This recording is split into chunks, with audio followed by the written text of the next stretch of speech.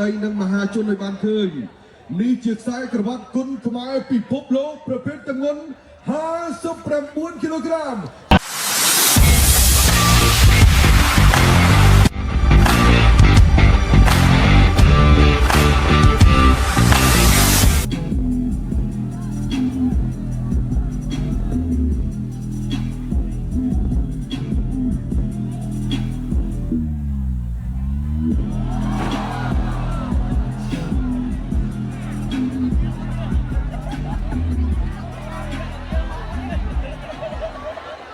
ជាបន្តក្រសួងស្វាគមន៍វត្តមានកីឡាករបង្គោលក្រហមកូនខ្មែរ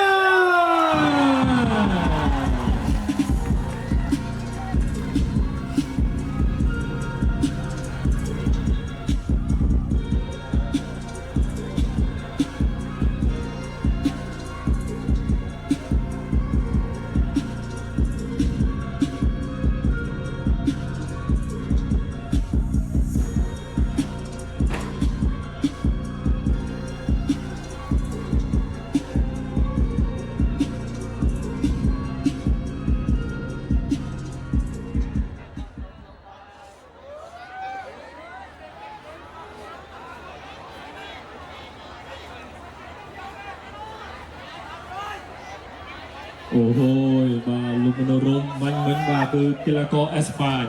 ក្បាច់ពិសេសលោតរឡាតបាទនៅលើខ្សែរិចតែម្ដងរំជួយពេញសងវាមកហើយបាទឥឡូវចាំមើលបាទអ្នកទាំងពីរបានឡើងមកកាន់សង្វៀនហើយទស្សនិកជនជាទីគោរពនិងជាទីមេត្រីជាបន្តជាបាច់កសូមជូននៅសមាជិកភាពដូចជាប្រវត្តិនៃការប្រកួតរបស់ការប្រកួតគូដណ្ដើមខ្សែក្រវ៉ាត់អន្តរជាតិបង្គោលក្រហមស្លៀកខោពណ៌ក្រហមទម្ងន់59 គីឡូក្រាមអាយុ22ឆ្នាំកម្ពស់ 1.65 m មានបទពិសោធន៍ប្រកួតចំនួន52ដងឈ្នះ49ដងចាញ់3ដងស្មើ2ដងនិងផ្ដួលដៃគូឲ្យសន្លប់និងបោះបង់ការប្រកួតចំនួន34ដងលោកស្រីនិងនាងកញ្ញាក៏សូមស្វាគមន៍វត្តមានរបស់កីឡាករបង្គោលក្រហមគុណខ្មែរពេជ្រ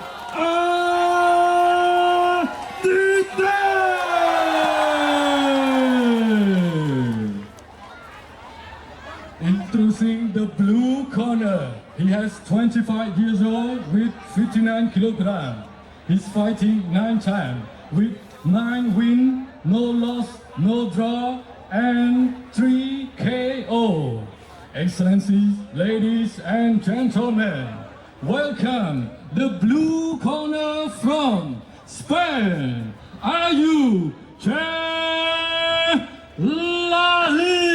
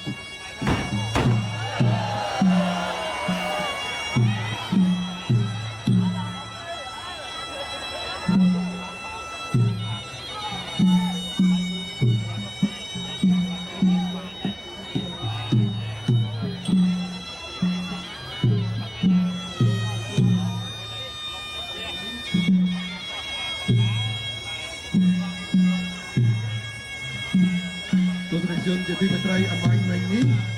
សម្រាប់កីឡាករបង្គោលខៀវដែលបានប្រកាសនៅប្រវត្តិរូបបងប្អូនហើយ9ដងឈ្នះទាំង9ដងនិងផ្ដួលគូប្រកួតឲ្យសន្លប់3ដងបាទបាក់ជាមួយនឹងពេញអាទិត្យទេពថ្ងៃនេះពេញអាទិត្យទេពមើលទៅប្រហែលជាចង់ខ្លាំងណាស់គឺថាលុបភាពមិនដែលចាញ់របស់កីឡាករអេស្ប៉ាញបានឬមិនបានបងប្អូនបាទបានសូមសម្លេងមួយមកបងប្អូនបាទ ទឹកដែលទើបដឹងជាក់ស្ដែងថាតើអ្នកណាជាអ្នកឈ្នះដើម្បីដណ្ដើមខ្សែក្រវ៉ាត់ពិភពលោកបាទក្នុងប្រភេទទម្ងន់54គីឡូក្រាមខ្ញុំបាទសូមជម្រាបជូនផងដែរបាទអ្នកអង្គការលៀងមេងសហស្ថាបនិកក្រុមហ៊ុនខ្មែរ Beverages បាទនិងជាប្រធានអគ្គនាយកលោកបានផ្ដល់នៅរង្វាន់លើកទឹកចិត្តដល់កីឡាករកីឡាការិនីគុនខ្មែរទាំងអស់បាទដែលបានប្រកួតប្រជែងរយៈពេល4ថ្ងៃនេះបាទលើកលែងតែការប្រកួតដណ្ដើមខ្សែក្រវ៉ាត់ពិភពលោកសិនសម្រាប់កីឡាករកីឡាការិនីដែលប្រកួតដណ្ដើមមេដាយមាសមេដាយប្រាក់មេដាយសម្រាប់ទាំងអស់អ្នកដែលបានទទួលមេដាយមាសនឹងបានទទួលការឧបត្ថម្ភចំនួន4លានរៀលអ្នកដែលបានទទួលមេដាយប្រាក់ទទួលបានការឧបត្ថម្ភចំនួន1លានរៀលអ្នកដែលបានទទួលមេដាយសម្រិតនឹងបានទទួលការឧបត្ថម្ភចំនួន50,000រៀលដោយឡែកសម្រាប់កីឡាករប្រដាល់ជើងឯកគុនខ្មែរពិភពលោកវិញបើ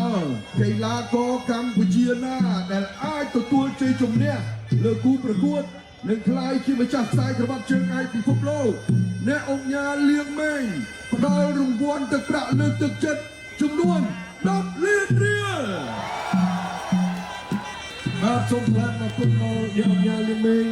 បាទសហស្ថាបនិករបស់ក្រុមហ៊ុនខ្មែរ Beverages ដែលលោកបានផ្ដល់នៅការលើកទឹកចិត្តបាទគឺតែងតែផ្ដល់នៅការលើកទឹកចិត្តទៅដល់កីឡាករកីឡាការិនីដែលបានប្រកួតប្រជែងគុនខ្មែរក្នុងការប្រកួតមិនថាពេលនេះឬក៏ពេលណាទេដែលលោកតែផ្ដល់នៅការលើកទឹកចិត្តហើយបញ្ចូលទៅក្នុងធនាគារជីបម៉ុង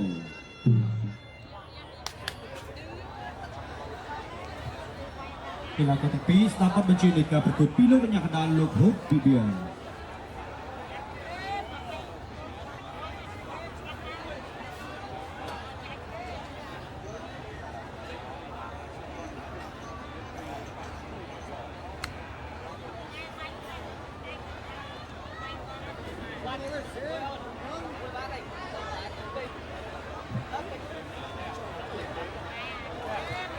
ខ្សែក្រវ៉ាត់ពិភពលោកបានធ្វើដំណើរមកដល់សង្វៀនហើយសូមអញ្ញាកតាជួយទទួលខ្សែក្រវ៉ាត់ដើម្បីបង្ហាញទៅដល់គណៈអធិបតីនិងមហាជនឲ្យបានឃើញនេះជាខ្សែក្រវ៉ាត់គុនខ្មែរពិភពលោកប្រភេទទម្ងន់59គីឡូក្រាមសូមសម្លេងអបអរសាទរទាំងអស់គ្នាមួយបាទអរគុណដល់ទេសចរពៅកម្លាំងកម្ពុជាធម្មពលដ៏ជោគជ័យ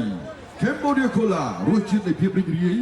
Cambodia Sport ភេសជ្ជៈអេយ៉ុងបំពេញជាតិចៅក្រមត្រៀមប្រងព្រឹត្តិប្រកួតជើងឯកគុនខ្មែរអន្តរជាតិគូទី10គឺជាគូដណ្ដើមខ្សែក្រវ៉ាត់ពិភពលោកកម្ពុជាអេស្ប៉ាញទឹកទី1 round 1ទឹកទី1ចាប់ផ្ដើមហើយមើលទៅកីឡាករអេស្ប៉ាញដែលអាយុដូចជាស្រីគ្លៀនក្នុងការប្រកួតខ្លាំងណាស់គេបានចាត់ចូលមកមួយសិនអូយគេបានប្រកួតឆ្វេងចូលមក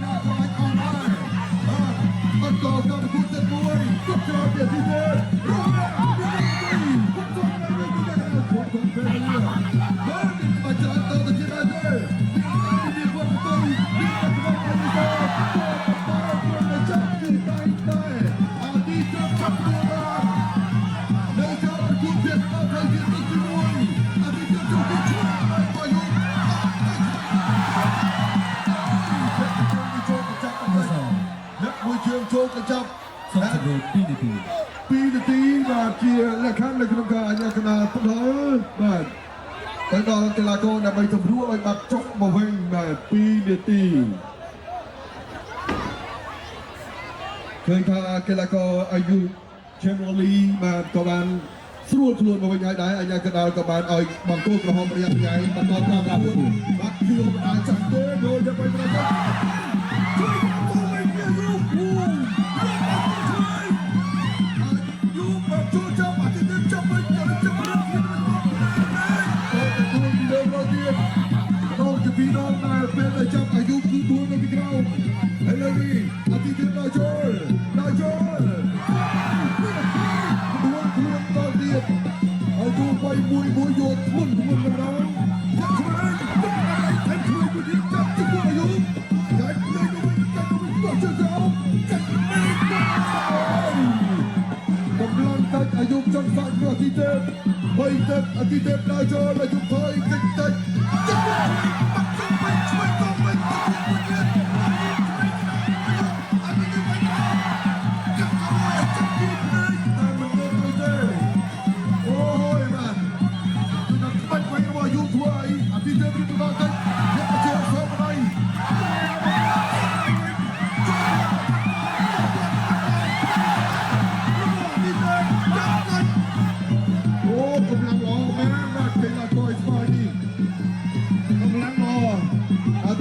កំពុងតែស្ទង់មើលទៅតបាច់ទៅបាទកីឡាករមកជួយចាប់ពីកូនទៅមកគ្រូដល់ទៅទី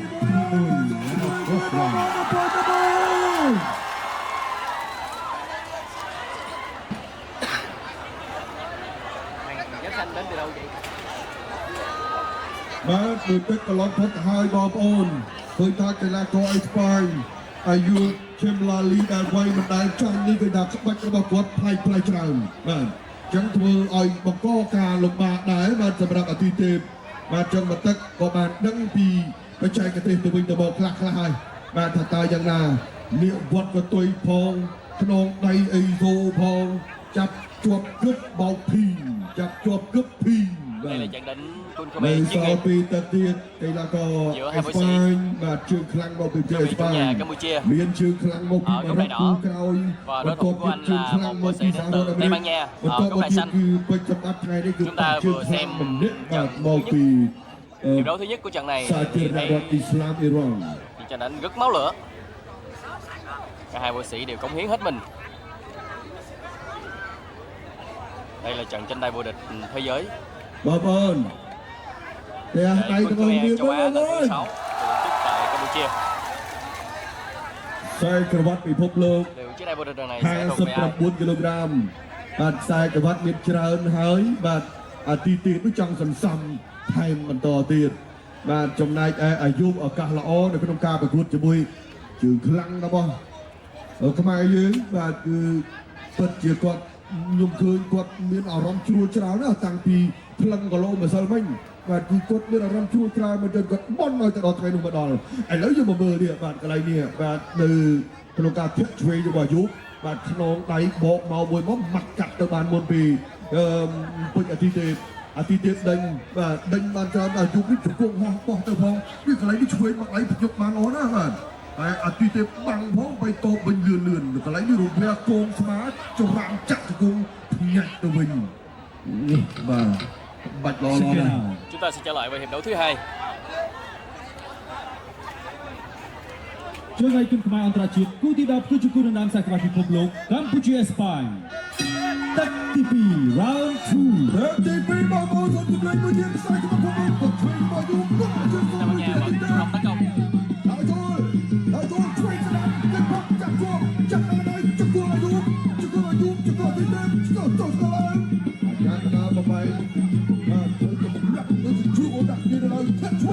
Một pha đạp chính xác của võ sĩ đến từ Tây Ban Nha. Liên tục là một đòn tấn công bằng hai chân.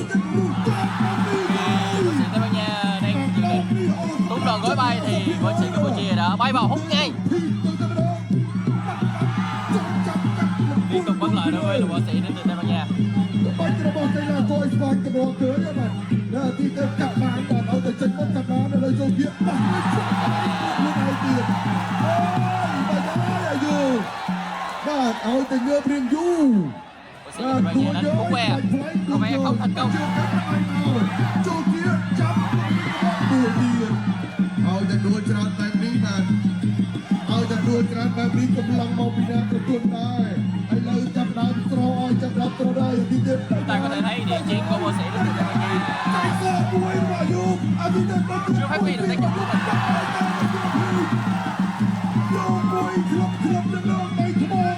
Có lẽ đồng ve không thể điều hợp trong trường hợp này.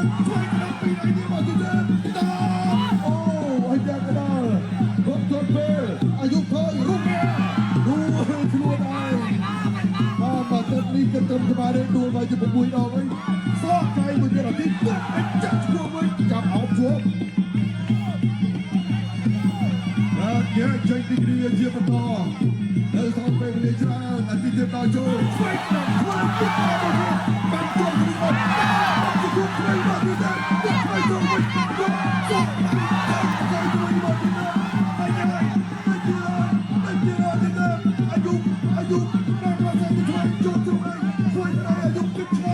Và ép sát công của Bồ Sĩ Campuchia.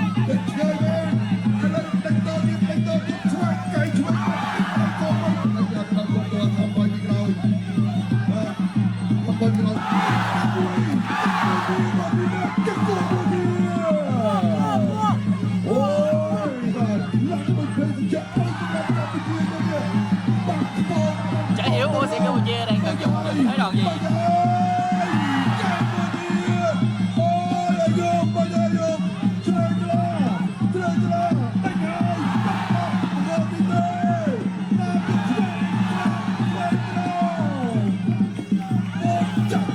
Đó là những đòn đánh táo bạo của bộ môn Kun Khmer. Người võ sĩ ở Tây Ban Nha cũng phải rất khéo léo trong việc tránh né.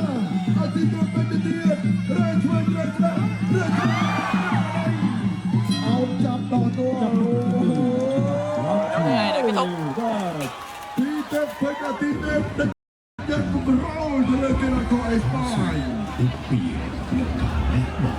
Tôi dương nặng nề với khi bộ phục xem kia nó khóc chỉ là thứ xanh màu chỉ là trong mình cứ chặt. Chúng ta có thể thấy địa chiến của võ sĩ đến từ Tây Ban Nha khá là kém. Anh muốn tình thế không chiến nhưng hầu như không thể thi triển được chiến thuật này. Cần phải có một giải pháp sáng suốt hơn. Đây là những gì nhắc nhở từ huấn luyện viên. Hy vọng là anh chiến từ Tây Ban Nha có thể lấy lại vị thế của mình trong trận đấu này. Trong khi đó thì võ sĩ người Campuchia liên tục tung ra những đòn chí mạng.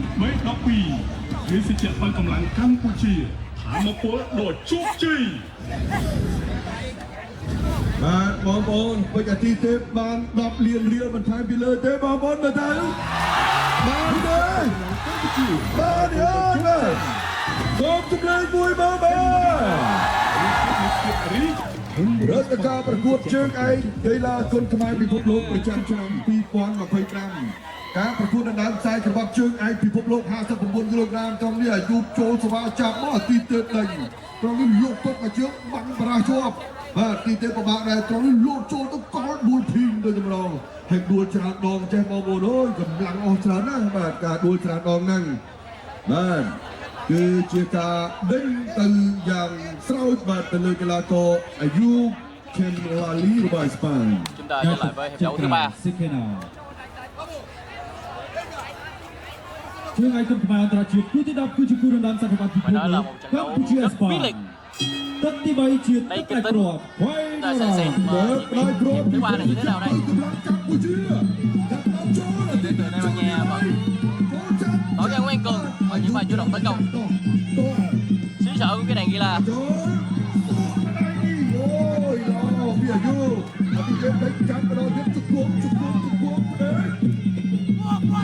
một pha đánh gói nhưng không hiệu quả.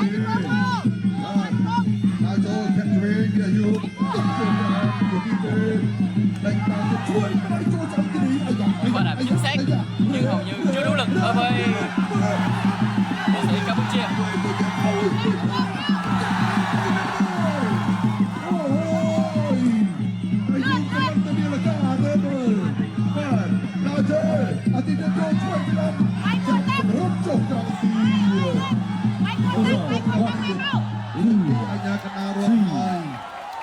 ដើរតែដួលយ៉ាងច្រើនបាទទោះមិនទេពេលដែលយើងមក 8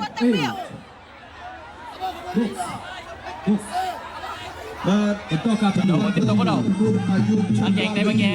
tỏ ra không đồng ý với sàn quá chân ការប្រកួតទី3ដែលយើងបានគាត់ពាក់កណ្ដាលផ្លូវលុបគាត់ឆ្វេង vẫn tiếp tục là những đòn đá bay ចាប់ជង្គង់ទៅយូរហើយកណ្ដាលយើងចេញពីគ្នាបាទដល់ចូលអានេះគេផ្នែកខាងលើមួយច្រើនទៅផ្លៃចេញពីគ្នាបាច់ល្អបាត់ផ្លៃផ្លៃគួរខ្លួនហើយលុបមកជុលបាទលុបមកជុលជង្គង់ឬយ៉ាងណានេះបាទឥឡូវនេះអាយុជាយឺតងើបអាចកណ្ដាលទៅដល់ពេលវេលាបាទ you have 2 minutes for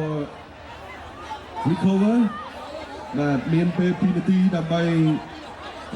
សម្រួលឲ្យបានស្រួលឡើងវិញយើងមើលរូបភាពទៅនេះបាទគឺមានប្លង់បាទមើលបន្តទៀតដែលអាយុបាទមានអាការៈឆ្អល់ធុលបាទ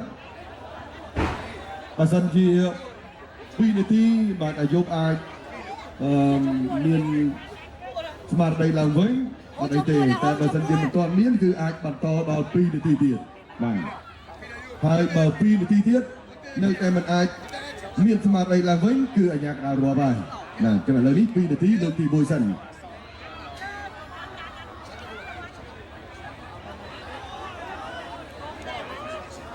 nếu đến biểu diễn thì tôi chắc chắn là anh võ sĩ Tây Ban Nha này có thể thi triển rất là tốt khả năng của mình, nhưng đây là sàn đấu thực tế thì không thể nào mà có thể sử dụng những đòn đá bay cao hoa mỹ như vậy được.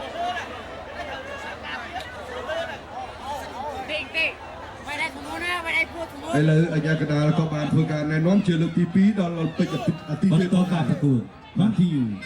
បន្តការប្រកួតនៅក្នុងទឹកតែក្រូនៅតាមខ្សែក្របពិភពលោក59គីឡូក្រាមយកបាត់ទៅគ្រប់ស្វេតតាមមួយពួយពីចាប់ទៅរយទៅពួកដេញតារបស់ទីទេពតែមិនឲ្យលើកទី1វិញទៅមកតាមទៀតតាមទឹកជួយទូគុំគាត់តាមជួយទូគុំហើយដល់ជួយចាំសល់ពីអាយុអោតរៀលគាត់ធ្វើឲ្យតែចំពោះគាត់របស់គ្រូទីបាទគាត់ចូលទៅថាគេគាត់គាត់រួចរួចអូទៀតក៏ដល់តែដល់បាទទៀតក៏បាទចូលទៅទៀតល្អមើលបាទសម្រាប់ស្បាច់ដល់អាយុល្អមើលតែមិនទៅអាយុបានទេបាទអរគុណប្រហែលទេ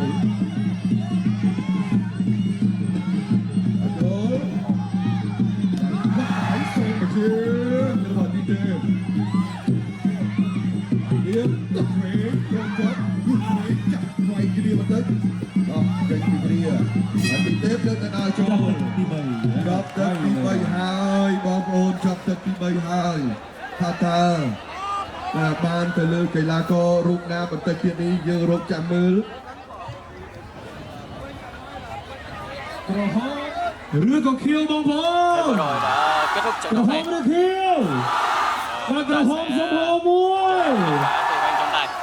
បាទខៀវសុំហោមួយ Theo tôi thì kết quả đã có thể យើងនឹងបាន Yên được qua 3 hiệp đấu. តើអ្នកណានឹងខ្លាយទៅជាម្ចាស់ខ្សែក្រវ៉ាត់លំដាប់ពិភពលោកតើពេជ្រអាទិទេពនឹងទទួលបានទឹកប្រាក់ឧបត្ថម្ភ10 លានរៀលឬយ៉ាងណាលោកសុធនផាន់នឹងឡើងទៅប្រកាសនៅលើសង្វៀន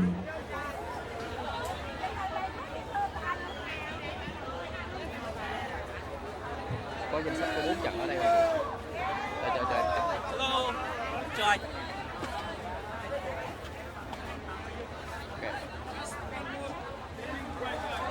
ជាឱកាសដ៏ធំសម្រាប់កីឡាករទាំងពីររូបនៅក្នុងការប្រកួតប្រជែងដើម្បីដណ្ដើមខ្សែក្រវ៉ាត់ពិភពលោកជាបទពិសោធន៍ដ៏ធំសម្រាប់កីឡាករទាំងពីរ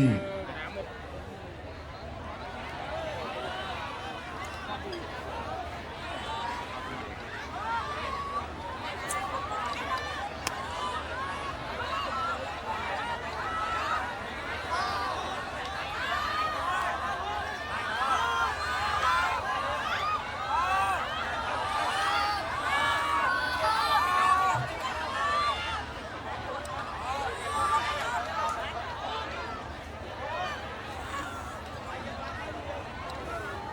được gì luôn.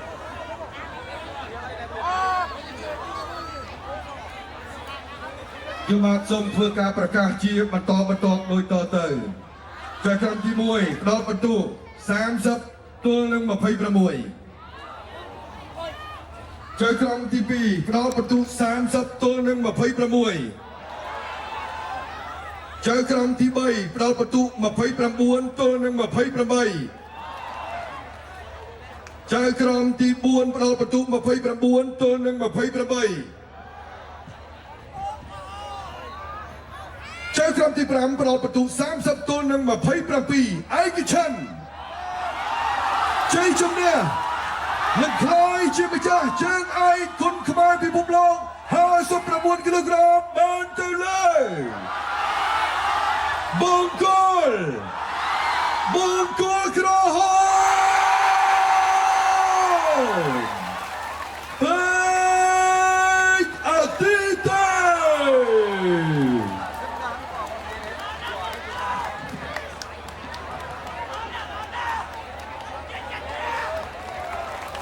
ក្រវ៉ាត់នេះបាទបងប្អូនអើយថែមទៀតហើយសម្រាប់ពេជ្រអាទិទេពនៅក្នុងការប្រកួតប្រជែងបាទវគ្គផ្ដាច់ព្រាត់ក្នុងកម្មវិធីធំនេះគឺធំបំផុតហើយបាទអបអរសាទរជាថ្មីម្ដងទៀតម្ចាស់ជើងឯកពិភពលោក59គីឡូក្រាមគុនខ្មែរ